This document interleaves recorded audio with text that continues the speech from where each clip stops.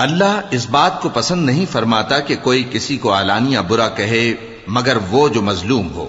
اور اللہ سب کچھ سنتا ہے، جانتا ہے۔ اگر تم لوگ بھلائی کھلم کھلا کرو گے یا چھپا کر یا برائی سے درگزر کرو گے تو اللہ بھی معاف کرنے والا ہے، صاحب قدرت ہے۔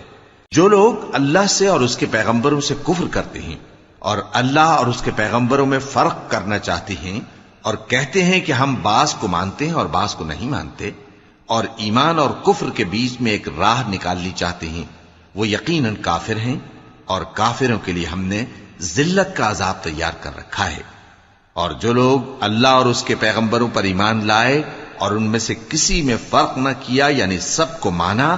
ایسے لوگوں کو وہ ان قریب ان کی نیکیوں کے صلے عطا فرمائے گا، اور اللہ بخشنے والا ہے، بڑا مہربان ہے۔ اے پیغمبر، اہل کتاب تم سے درخواست کرتے ہیں کہ تم ان پر ایک لکھی ہوئی کتاب آسمان سے اتار لاؤ،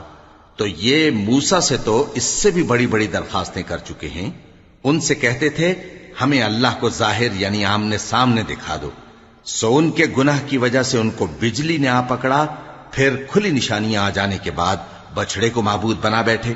تو اس سے بھی ہم نے درگزر کی۔ اور موسیٰ کو ہم نے کھلی سند دی تھی، اور ان سے عہد لینے کو ہم نے ان پر کوہ طور اٹھا کھڑا کیا، اور انہیں حکم دیا کہ شہر کے دروازے میں داخل ہونا تو سجدہ کرتے ہوئے داخل ہونا، اور یہ بھی حکم دیا کہ ہفتے کے دن مچھلیاں پکڑنے میں تجاوز یعنی حکم کے خلاف نہ کرنا۔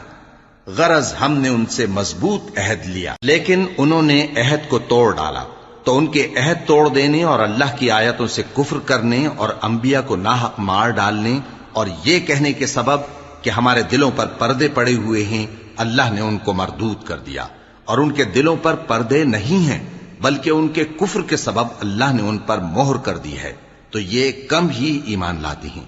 اور ان کے کفر کے سبب اور مریم پر ایک بہتان عظیم باندھنے کے سبب اور یہ کہنے کے سبب کہ ہم نے مریم کے بیٹے عیسیٰ مسیح کو جو اللہ کے پیغمبر کہلاتے تھے قتل کر دیا ہے، اللہ نے ان کو ملعون کر دیا، حالانکہ انہوں نے عیسیٰ کو قتل نہیں کیا اور نہ انہیں سولی پر چڑھا پائے، لیکن ان لوگوں کو ان کی سی صورت معلوم ہوئی۔ اور جو لوگ ان کے بارے میں اختلاف کرتے ہیں وہ ان کے حال سے شک میں پڑے ہوئے ہیں،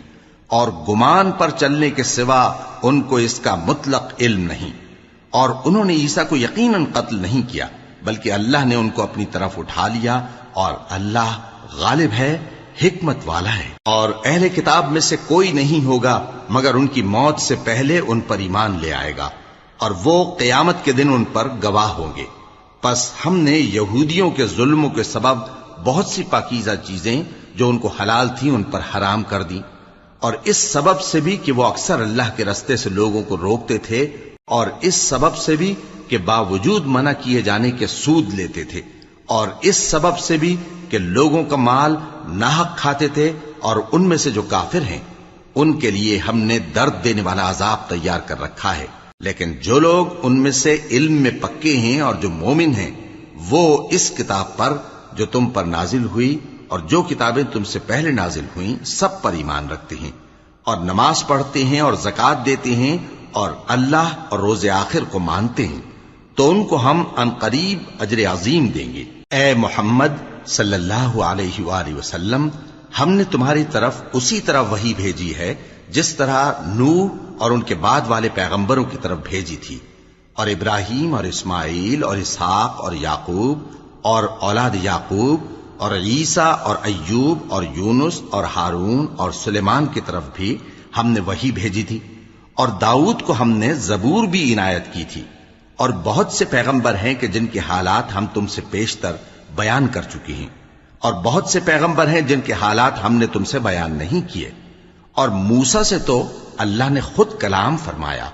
سب پیغمبروں کو اللہ نے خوشخبری سنانے والے اور ڈرانے والے بنا کر بھیجا تھا تاکہ پیغمبروں کے آنے کے بعد لوگوں کو اللہ کے خلاف کوئی حجت نہ ملے،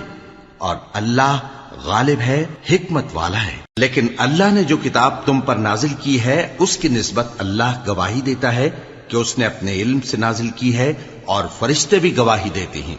اور گواہ تو اللہ ہی کافی ہے۔ جن لوگوں نے کفر کیا اور لوگوں کو اللہ کے رستے سے روکا وہ رستے سے بھٹک کر دور جا پڑے۔ جو لوگ کافر ہوئے اور ظلم کرتے رہے اللہ ان کو بخشنے والا نہیں اور نہ انہیں رستہ ہی دکھائے گا، ہاں سوائے دوزخ کے رستے کے جس میں وہ ہمیشہ ہمیشہ رہیں گے، اور یہ بات اللہ کو آسان ہے۔ لوگو، یہ پیغمبر تمہارے پاس تمہارے پروردگار کی طرف سے حق بات لے کر آئے ہیں، تو ان پر ایمان لاؤ، یہی تمہارے حق میں بہتر ہے، اور اگر کفر کرو گے تو جان رکھو کہ جو کچھ آسمانوں اور زمین میں ہے سب اللہ ہی کا ہے،